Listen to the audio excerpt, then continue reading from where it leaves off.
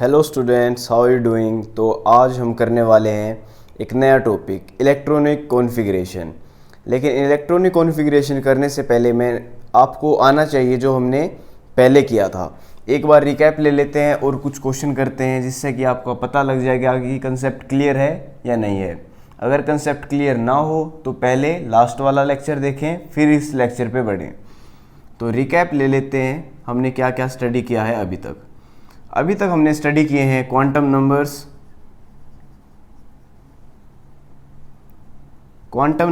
हमने स्टडी किए हैं। 4 क्वांटम नंबर्स होते हैं रियल क्विक। फर्स्ट है प्रिंसिपल क्वांटम नंबर जो कि हमें शेल बताता है। सेकंड है एजीमुथल क्वांटम नंबर जो कि हमें सब शेल बताता है और इसका फॉर्मूला होता है 0 to n-1। थर्ड होता है मैग्नेटिक क्वांटम नंबर जो कि हमें ऑर्बिटल्स बताता है।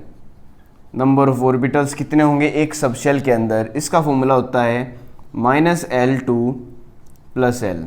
और लास्ट था स्पिन क्वांटम नंबर। तो ये क्वांटम नंबर्स हमने स्टडी कर लिए हैं। इसके अलावा हमने स्टडी कर लिया है शेप्स ऑफ ऑर्बिटल्स।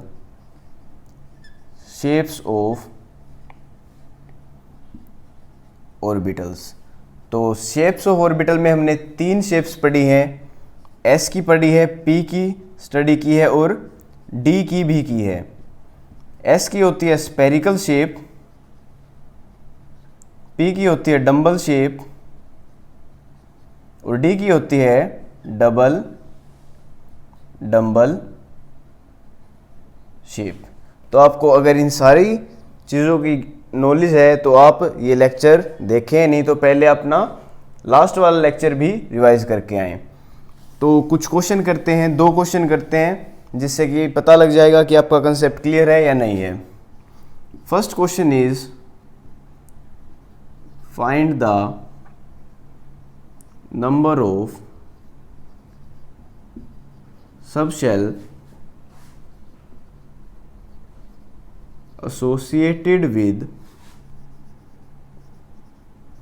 n = 5। ठीक है, n 5 है तो इसमें सबशेल बताने आपको कितने आ सकते हैं। एक बार वीडियो को पॉज करें और आंसर निकालें। तो इसका आंसर आएगा, अब नंबर ऑफ सबशेल पूछ रखा है। नंबर ऑफ सबशेल निकालने का एक ही फॉर्मूला होता है 0 to n-1।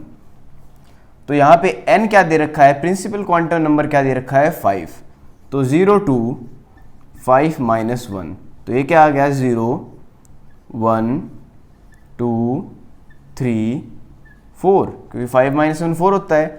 तो 5 सबशेल हो सकते हैं S P D F G। तो 5 सबशेल हो सकते हैं, ये आंसर है इसका। तो आंसर क्या है 5 सबशेल हो सकते हैं अगर n 5 है तो। एक नेक्स्ट क्वेश्चन करते हैं।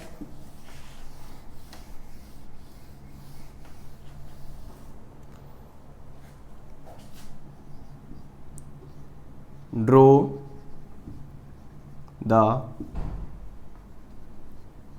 Structure of dz²। dz² का आप स्ट्रक्चर बनाएं, वीडियो को पॉज करें और स्ट्रक्चर बनाएं। तो dz² का जो स्ट्रक्चर होता है वो होता है z एक्सिस पे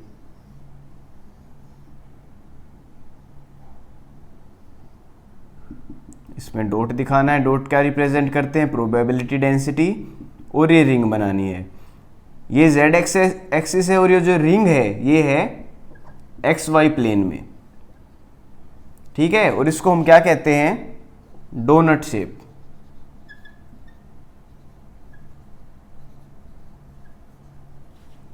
किसका डायग्राम है, dz² का। तो आपको शेप्स भी आती हैं, आपको क्वांटम नंबर्स की भी नॉलेज है। तो स्टार्ट करते हैं आज का टॉपिक जिसका नाम है इलेक्ट्रॉनिक कॉन्फ़िगरेशन। तो हेडिंग डाल लें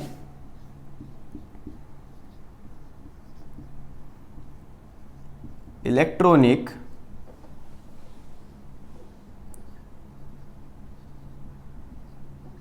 कॉन्फ़िगरेशन। इलेक्ट्रॉनिक कॉन्फ़िगरेशन के बारे में आज हम स्टडी करेंगे। तो आज सबसे पहले आपको एक बेसिक कंसेप्ट बताता हूँ मैं। हम इलेक्ट्रॉनिक कॉन्फ़िगरेशन ही क्यों पढ़ते हैं? प्रोटॉन की कॉन्फ़िगरेशन क्यों नहीं पढ़ते? न्यूट्रॉन की कॉन्फ़िगरेशन क्यों नहीं पढ़ते? क्योंकि जो केमिस्ट्री है आपकी, केमिस्ट्री है जो आपकी, उसमें चाहे कैटायन बनता हो, चाहे एनायन बनता हो, या कोई रिएक्शन होती हो, तो सभी केसेस में प्रोटॉन इफेक्ट नहीं होता। सभी केसेस में क्या होता है? इलेक्ट्रॉन्स के एक्सचेंज होते हैं, या इलेक्ट्रॉन कम होते हैं, या इलेक्ट्रॉन ज़्यादा होते हैं। इसलिए केमिस्ट्री में इलेक्ट्रॉन्स को स्टडी किया जाता है। ठीक है, तो इलेक्ट्रॉनिक कॉन्फ़िगरेशन हम इसलिए पढ़ते हैं। तो अब इलेक्ट्रॉनिक कॉन्फ़िगरेशन क्या होती है? इलेक्ट्रॉनिक कॉन्फ़िगरेशन होती है रिप्रेजेंट करना। अब मान लो हम कहते हैं कार्बन में 6 इलेक्ट्रॉन प्रेजेंट हैं, तो उसको हम ऐसे रिप्रेजेंट करते हैं 1s2 2s2 2p2। अब आप 1 मिनट के लिए ये भूल जाएं कि ये रिप्रेजेंट सर ने कैसे किया है, मैंने रिप्रेजेंट ये कैसे किया है। सिर्फ और सिर्फ आप ये देखें, जो इलेक्ट्रॉन्स हैं उनको हम ऐसे रिप्रेजेंट करते हैं। अब ये आपको नाम जो है, ये तो आपको स्टडी कर लिए हैं आपने। ये क्या है? Principal quantum number.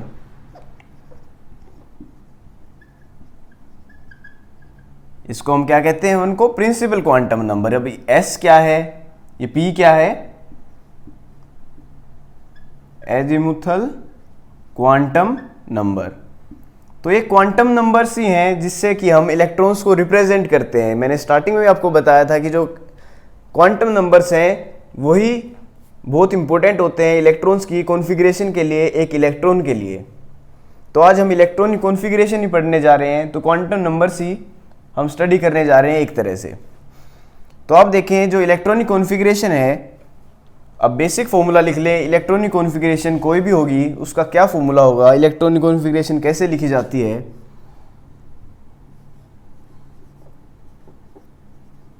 इलेक्ट्रॉनिक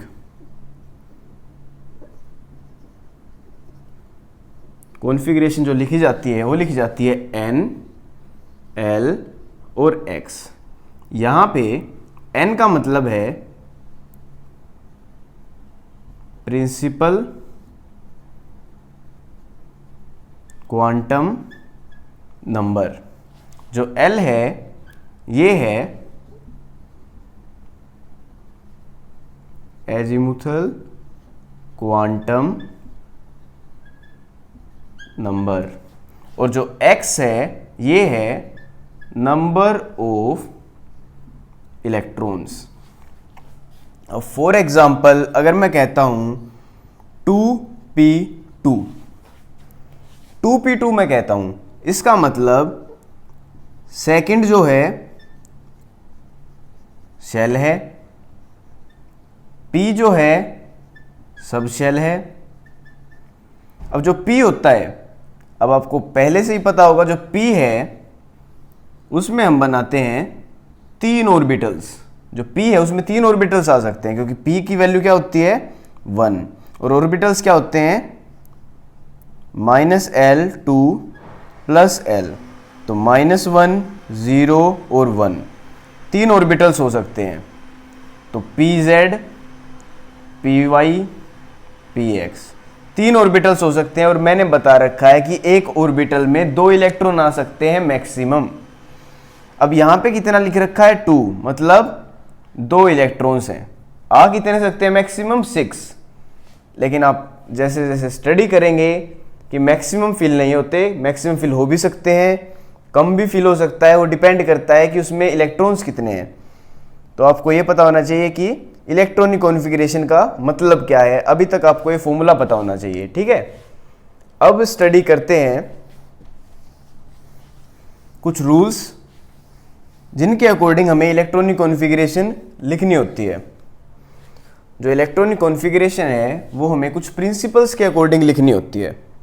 तो 3 प्रिंसिपल्स जो है वो हमें फॉलो करने होते हैं इलेक्ट्रॉनिक कॉन्फ़िगरेशन लिखने से पहले। फर्स्ट है अफबो प्रिंसिपल। सेकंड है पोली एक्सक्लूजन प्रिंसिपल। और थर्ड है हंट्स रूल। तो ये तीनों प्रिंसिपल्स हम फॉलो करके इलेक्ट्रॉनिक कॉन्फ़िगरेशन लिखते हैं। आज जो हम करेंगे स्टडी वो इन तीनों प्रिंसिपल्स को ही स्टडी करेंगे। ये तीनों प्रिंसिपल हमने स्टडी कर लिए तो हमें इलेक्ट्रॉनिक कॉन्फ़िगरेशन लिखनी आ जाएगी। स्टार्ट करते हैं अफबो प्रिंसिपल से। देखते हैं क्या वो प्रिंसिपल है और क्या ये कहता है। बिल्कुल ध्यान से समझना है, ठीक है। अफबो प्रिंसिपल क्या कहता है, सबसे पहले डेफिनेशन लिखते हैं। According to this principal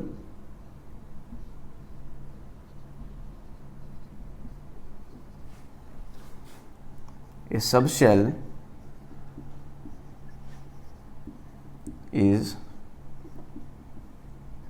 going to be filled in increasing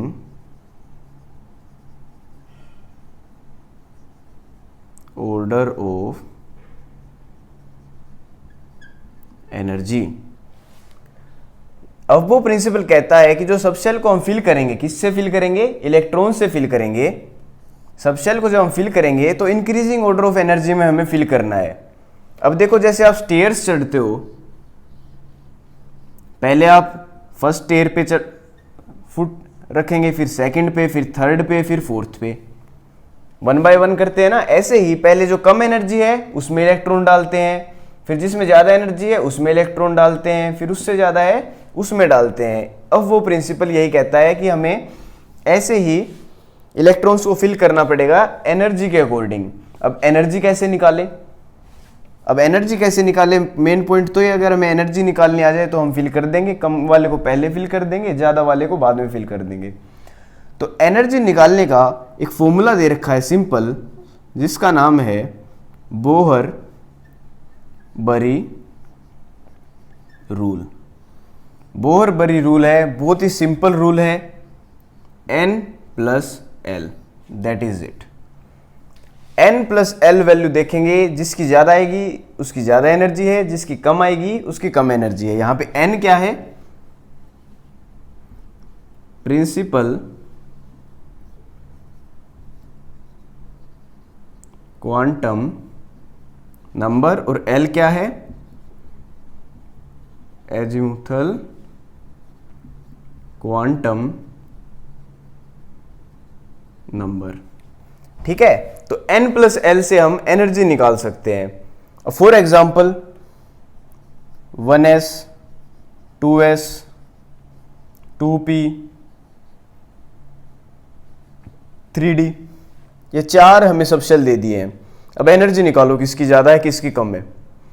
तो N+L से हमें देखना है। N इस फर्स्ट वाले केस में निकालते हैं, सेकंड में, थर्ड में, फोर्थ में। ठीक है, N क्या है 1, L क्या है S, S की वैल्यू क्या होती है 0, तो टोटल क्या आ गया 1। सेकंड वाले में देखते हैं, N क्या है 2 प्लस L क्या है 0, तो फाइनल एनर्जी क्या आ गई 2। इसमें N क्या है 2, L क्या है P की वैल्यू क्या होती है 1, तो फाइनल आ गया 3। लास्ट है 3D, N क्या है 3 और D की वैल्यू क्या होती है 2, तो एनर्जी कितनी आ गई 5। तो एनर्जी हम अरेंज कर सकते हैं कि 1s से ज़्यादा है 2s की, उससे ज़्यादा है 2p की, उससे ज़्यादा है 3d की। तो इस तरह से हम एनर्जी निकाल सकते हैं N+L रूल। अब एक पॉइंट आता है कि सेम भी तो हो सकती है, N+L सेम भी तो आ सकती है वैल्यू। अब आप निकालोगे सारी की सारी, जब आपको ये बात पता लगेगी कि सेम भी तो आ सकती है। फॉर एग्जाम्पल 3s और 2p, इसमें N+L निकाल के देखते हैं। 3 + 0, इसमें आ गई 3, और ये क्या है 2, p की वैल्यू होती है 1, 2 + 1 ये भी आ गई 3। अब अगर n प्लस एल सेम आ जाए, n प्लस एल सेम आ जाए, एक बार नेक्स्ट पेज पे लिखते हैं क्योंकि आप इसको नोट भी कर लो।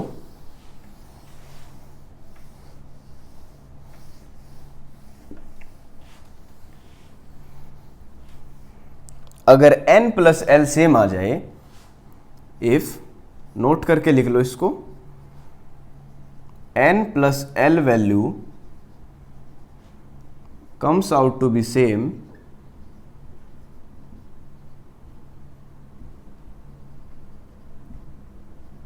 then that subshell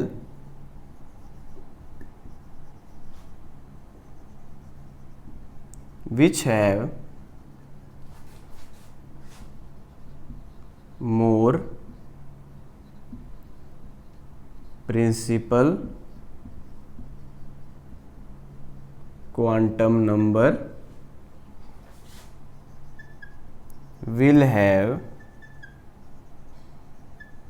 more energy, उसकी ज़्यादा एनर्जी होगी जिसका प्रिंसिपल क्वांटम नंबर ज़्यादा होगा अगर सेम आ रही है। फॉर एग्जाम्पल 3s और 2p, इसमें भी n प्लस एल 3 आ रहा है और इसमें भी n प्लस एल 3 आ रहा है।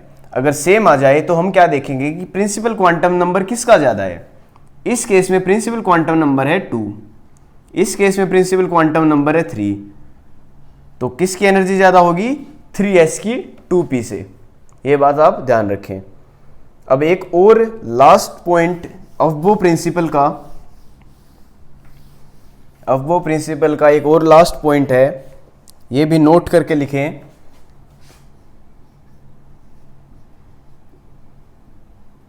फॉर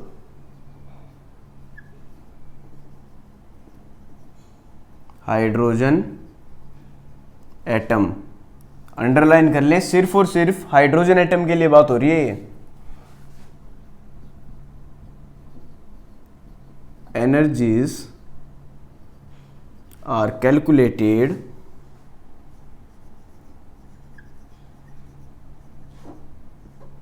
on the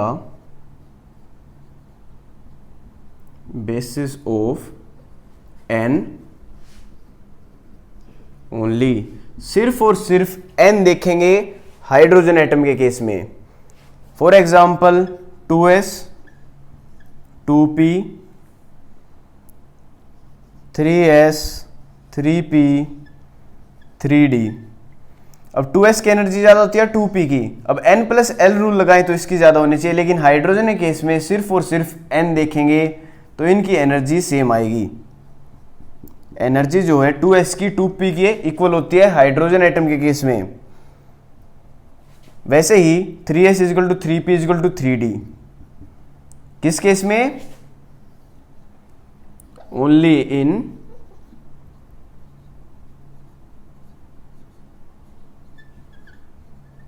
हाइड्रोजन के केस में सिर्फ और सिर्फ हम प्रिंसिपल क्वांटम नंबर देखेंगे और कुछ भी नहीं देखेंगे एनर्जी निकालते वक्त। तो एक मैं आपको एग्जांपल भी देके दिखाता हूं कि कैसे हम लिखते हैं। ठीक है, इलेक्ट्रॉनिक कॉन्फ़िगरेशन हम कैसे लिखते हैं। नेक्स्ट चैप्टर जो आपका पीरियोडिक टेबल है उसमें तो आप बिल्कुल डिटेल में यही पढ़ोगे, इलेक्ट्रॉनिक कॉन्फ़िगरेशन ही पढ़ोगे, लेकिन आपको यहाँ पे भी आना चाहिए। फॉर एग्जांपल कार्बन 6 है, इसमें 6 इलेक्ट्रॉन प्रेजेंट है, तो सबसे पहले 1s आएगा, इसकी एनर्जी क्या है 1। उसके बाद आता है 2s, पहले तो हम सब शेल बनाते हैं, ठीक है, 2s, इसकी एनर्जी क्या है 2, 2 + 0 2। उसके बाद आता है 2p, इसकी एनर्जी क्या है 2 + 1 3। देखो इंक्रीजिंग ऑर्डर ऑफ एनर्जी में है। s के अंदर एक ऑर्बिटल होता है, आपको पता है, ये भी s है, चाहे 1s हो चाहे 2s हो चाहे 3s हो, ऑर्बिटल तो s के अंदर एक ही होता है। p के अंदर 3 ऑर्बिटल होते हैं। अब अरेंज करेंगे 6 इलेक्ट्रॉन है, तो क्या कह रहा था वो प्रिंसिपल, एनर्जीज के बेसिस पे करेंगे, पहले जिसकी कम एनर्जी है उसको फिल करेंगे। 1 की कम एनर्जी है और एक ऑर्बिटल में 2 इलेक्ट्रॉन आ सकते हैं, 1 ऑर्बिटल 2 इलेक्ट्रॉन आ सकते हैं मैक्सिमम। ठीक है, ये बात याद रखें। अब 6 इलेक्ट्रॉन है, सबसे पहले कम एनर्जी वाले में फिल करेंगे 1 2। अब ये रूल भी याद रखें कि जो इलेक्ट्रॉन हम फिल करते हैं एक को ऊपर करेंगे एक को नीचे। ऊपर का मतलब है स्पिन है प्लस हाफ, नीचे का मतलब है स्पिन है माइनस हाफ। कभी भी दोनों को एक डायरेक्शन में नहीं करेंगे, एक को ऊपर और एक को नीचे, ठीक है, ये याद रखें। तो 2 इलेक्ट्रॉन्स आ गए। अब इससे ज़्यादा तो यहाँ पे आ नहीं सकते। अब नेक्स्ट एनर्जी लेवल पे बढ़ते हैं, ठीक है, 2s पे 6 इलेक्ट्रॉन है, इसमें भी 2 आ सकते हैं, 2 यहाँ पे आ गए, 2 2 4, बच गए 2।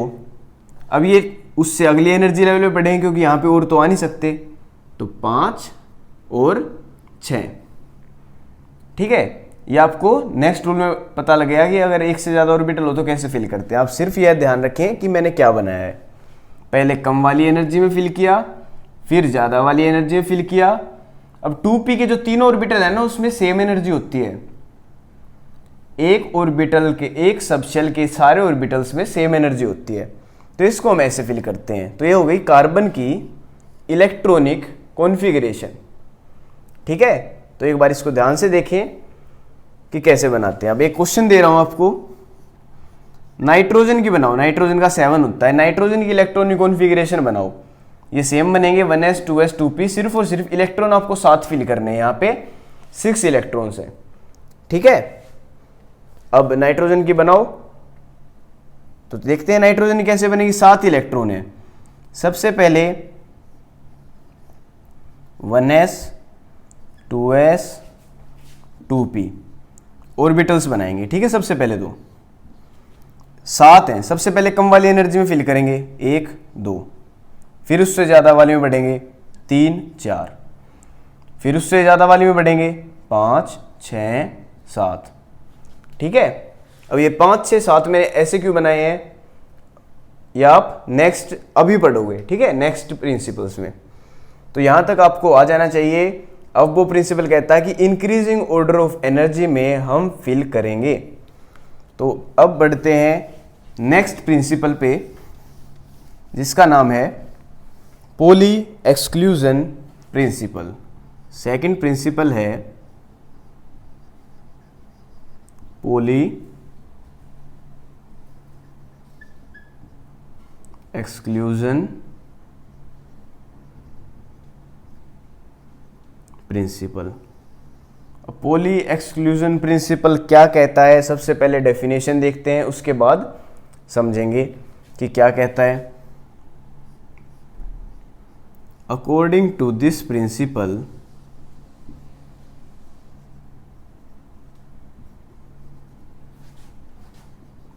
an orbital can have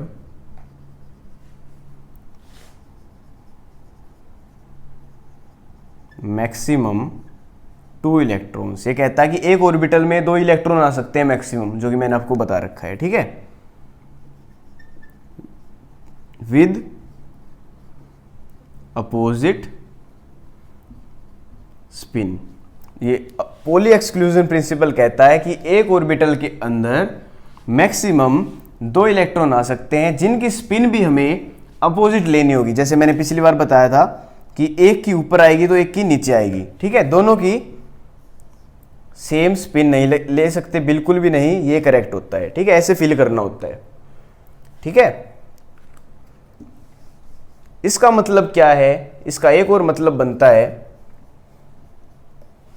इसका मतलब है no 2 electrons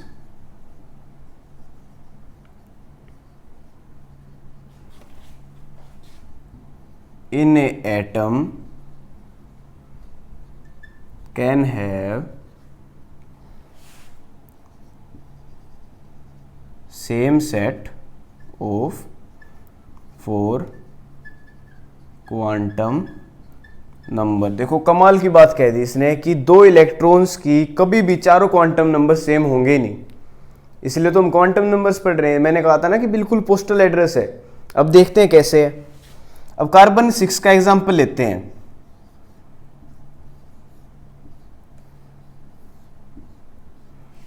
(1s2 2s2 2p2, 1s2, 2s2, 2p2।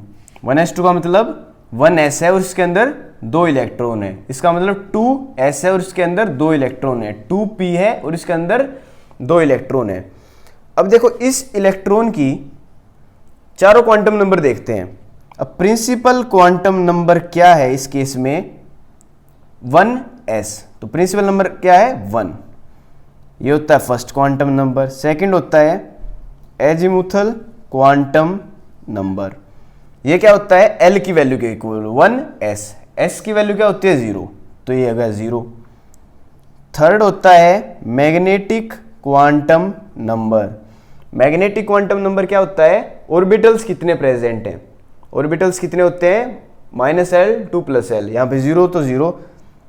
Magnetic quantum number भी क्या है? 0। 0 मतलब वैल्यू होती है 0, ठीक है। 0 का मतलब 0 नहीं, 0 का मतलब 1 है, क्योंकि s की वैल्यू क्या होती है? 0। अब लास्ट है spin quantum number. Spin quantum number इसका क्या है? नीचे की तरफ है तो -12। अब इसका सेकंड इलेक्ट्रॉन की देखते हैं क्या होगी। प्रिंसिपल क्वांटम नंबर इसमें भी क्या है? 1। ये तो भाई सेम हो गया। एजीमुथल क्वांटम नंबर क्या है इसमें? ये भी 1s के अंदर प्रेजेंट है, तो ये भी 0 हो गया, s की वैल्यू है ना, तो 0 हो गया। मैग्नेटिक क्वांटम नंबर क्या होगा? देखो ऑर्बिटल भी एक के अंदर ही दोनों प्रेजेंट हैं, तो ये भी सेम हो गया। अब लास्ट है स्पिन, इसकी -12 है तो इसकी क्या है? +12, ये सेम नहीं हुआ। देखो फोर्थ क्वांटम नंबर डिफरेंट हो गया। तो किसी भी 2 इलेक्ट्रॉन्स को ले लो एक एटम के अंदर, कभी भी चारों क्वांटम नंबर सेम नहीं होंगे। अब 2s का एग्जांपल ले लो, ये वाला ले लेता हूं मैं इलेक्ट्रॉन। इसका प्रिंसिपल क्वांटम नंबर क्या है? 2। देखो प्रिंसिपल क्वांटम नंबर ही डिफरेंट हो गया। एजीमुथल क्वांटम नंबर क्या है इसका भी? 0, s की वैल्यू क्या होती है? 0। अब ऑर्बिटल का नंबर क्या है इसका? वो भी 0, ठीक है। अब स्पिन क्या है इसकी? स्पिन +12। देखो स्पिन सेम थी, ऑर्बिटल सेम था, सब शेल सेम था, लेकिन क्या डिफरेंट हो गया? Principal quantum number. तो कभी भी चारों क्वांटम नंबर सेम नहीं होंगे। और पॉली एक्सक्लूजन प्रिंसिपल है वो हमें एक और बात बताता है, magnetic movement. Magnetic movement formula देता है मैग्नेटिक मूवमेंट का, इसकी वैल्यू होती है √n n+2 bm। bm क्या होता है? Bohr magneton. मैग्नेटिक मूवमेंट की वैल्यू भी देता है n+2 बोहर मैग्नेटम। यहां पे n क्या है ये बात ध्यान देने की है, number of unpaired electrons. Number of unpaired electrons को क्या कहते हैं? n इस केस में, ठीक है। अब यहां पे नंबर ऑफ अनपेयर्ड इलेक्ट्रॉन्स कितने हैं अगर हम देखें तो देखो ये पेयर्ड है। पेयर का मतलब एक के अंदर 2 हो जाए, एक प्लस एक माइनस। ये पेयर्ड है, ये पेयर्ड है, ये देखो अनपेयर्ड है, एक है सिर्फ, ये भी एक है सिर्फ, तो 2 अनपेयर्ड इलेक्ट्रॉन्स है इस केस में, ठीक है। तो ये आपको पता होना चाहिए। अब बढ़ते हैं लास्ट पे, लास्ट प्रिंसिपल पे, जो कि है हंट्स रूल। लास्ट प्रिंसिपल पे आ गए हम, जो कि है हंट्स रूल। हंट्स रूल क्या कहता है? एक सबशेल में, जैसे मैंने आपको बताया था जब हम कार्बन को फिल कर रहे थे,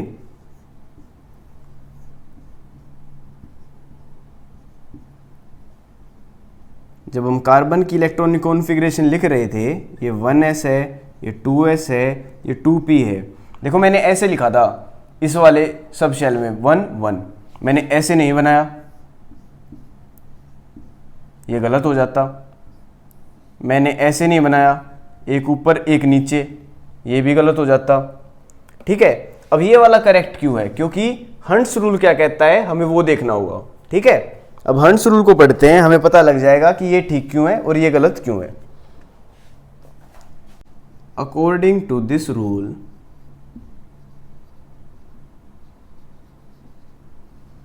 no pairing of electron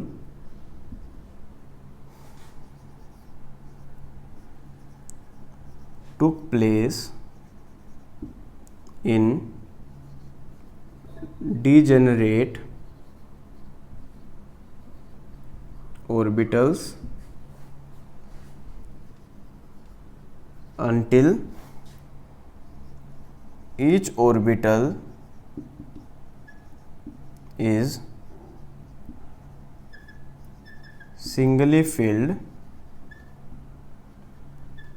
with same spin. अब इस रूल के अकॉर्डिंग डीजेनरेट ऑर्बिटल्स में जब तक पेयरिंग नहीं होगी, जब तक एक एक ऑर्बिटल में एक एक इलेक्ट्रॉन फिल नहीं हो जाएगा, वो भी सेम स्पिन से। फॉर एग्जांपल, अब P3 है, मान लो P3 की बात हो रही है, मतलब 3 इलेक्ट्रॉन्स हमें फिल करने हैं इस P ऑर्बिटल में। ये कह रहा है कि जो डीजेनरेट ऑर्बिटल्स हैं, डीजेनरेट मतलब P के जो 3 ऑर्बिटल्स हैं, डीजेनरेट क्या होता है? सेम सबशेल के, ठीक है, सेम सबशेल के, जिनकी सेम एनर्जी होती है, ठीक है। अब ये सेम सबशेल के हैं, पी सबशेल के 3 ऑर्बिटल है। ये कह रहा है कि पेयरिंग जब तक नहीं होगी, जब तक एक एक इलेक्ट्रॉन फिल नहीं हो जाएगा, वो भी सेम स्पिन से। अब 3 इलेक्ट्रॉन्स हैं तो हमें ऐसे फिल करना होगा 1 2 3, सेम स्पिन होनी चाहिए तीनों की, और सबसे पहले सब में एक एक आएगा, उसके बाद पेयरिंग होगी, ठीक है। मान लो P4 भी आ जाए, P4 आ जाए, P4 आ जाए, हमें 4 इलेक्ट्रॉन्स फिल करने हैं इस 3 ऑर्बिटल्स में P के। तो ये कह रहा है कि पहले हम एक एक ऑर्बिटल को फिल करेंगे सेम स्पिन के इलेक्ट्रॉन से, 1 2 3, इसके बाद पेयरिंग होगी, ठीक है। तो ये है हंट्स रूल, ठीक है। आपको पता होना चाहिए कि हंट्स रूल क्या है, कि पेयरिंग जब तक नहीं होगी, जब तक एक एक इलेक्ट्रॉन सिंगली फिल्ड होगा सारे ऑर्बिटल्स में। अब देखो, एक क्वेश्चन आ सकता है कि कौन सा गलत डायग्राम बना रखा है। P4 का डायग्राम है, अगर P4 का अगर मैं डायग्राम बनाऊं तो कौन सा गलत है, कौन सा सही है? P4 का।